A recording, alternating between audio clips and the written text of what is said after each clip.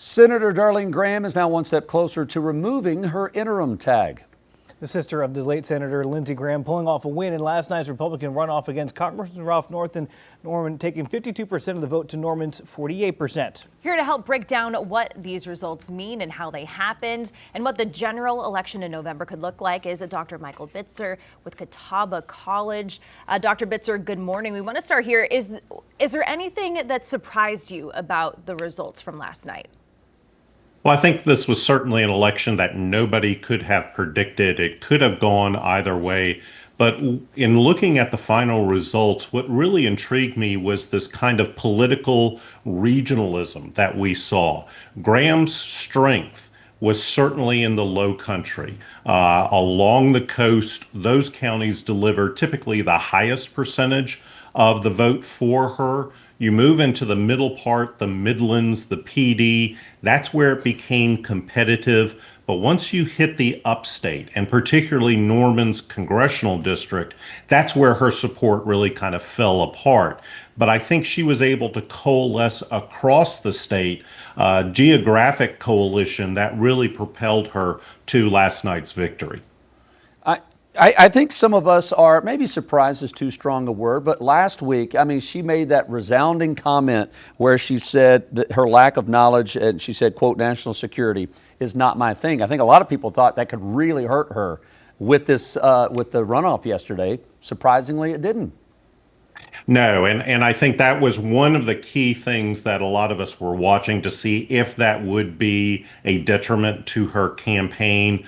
Granted, it was a close election, 52-48, as y'all indicated. But I think what she was able to do, particularly bringing President Trump into the state to kind of call attention and again re-enthusiastically support her, really did show that she could build a winning coalition across the state of South Carolina. Dr. Bitzer, when we talk about the turnout there, we saw for the first primary, not the special primary, but the first primary, we had roughly 25% of registered voters. For yesterday's, we have 12%. When we talk about such a small margin, does that speak to kind of, as you pointed, President Trump being able to galvanize people to head to the polls for that? What do you make of the small turnout and how they voted?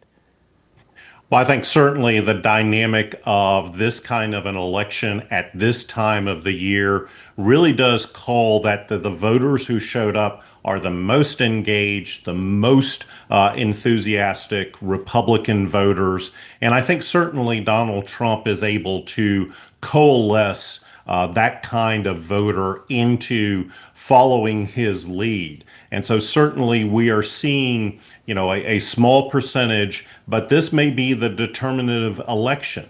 Oftentimes in South Carolina politics, the general election is just kind of a confirmation of what happened in the Republican primary.